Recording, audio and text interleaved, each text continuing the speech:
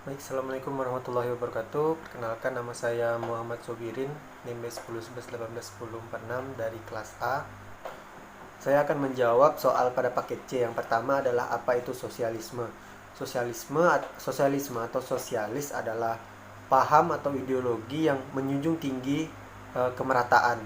Jadi tidak ada kepemilikan pribadi terhadap suatu modal atau alat-alat produksi. Semuanya telah diatur oleh negara atau pemerintah yang memiliki kuasa penuh untuk mengatur sumber daya dan kekayaan yang ada di negara tersebut. Sehingga pada negara yang menganut sistem sosialis atau sosialisme tidak akan ada istilah yang kaya semakin kaya, yang miskin semakin miskin, karena semuanya merata dan telah diatur sepenuhnya oleh negara. Lalu soal yang kedua, perlu kita ketahui ada 3 faktor yang mendorong lahirnya sosialisme. Yang pertama adalah terjadinya revolusi industri. Yang kedua adalah bangkitnya kaum borjuis dan kaum proletar. Yang ketiga adalah munculnya pemikiran-pemikiran baru. Nah, kita akan membahas ketiga faktor-faktor tersebut.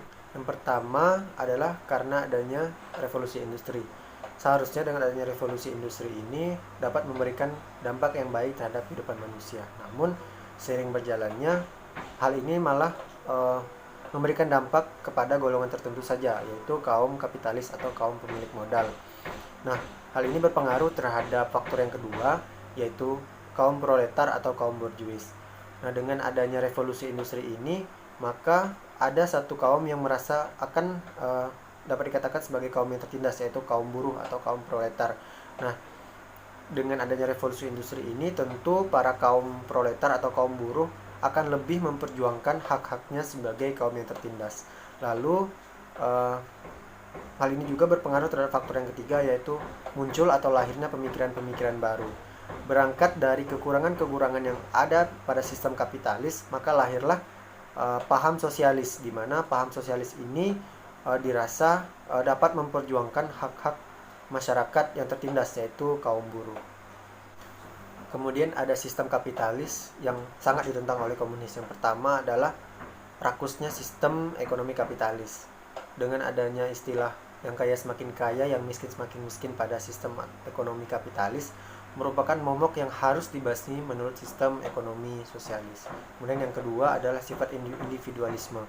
Menurut kaum sosialis, sifat egois adalah sifat yang seringkali dimunculkan oleh kaum kapitalis, sehingga pada akhirnya dianggap sebagai suatu keburukan moral yang akan membawa kepada kemunduran sosial. Kemudian yang ketiga adalah pasar bebas.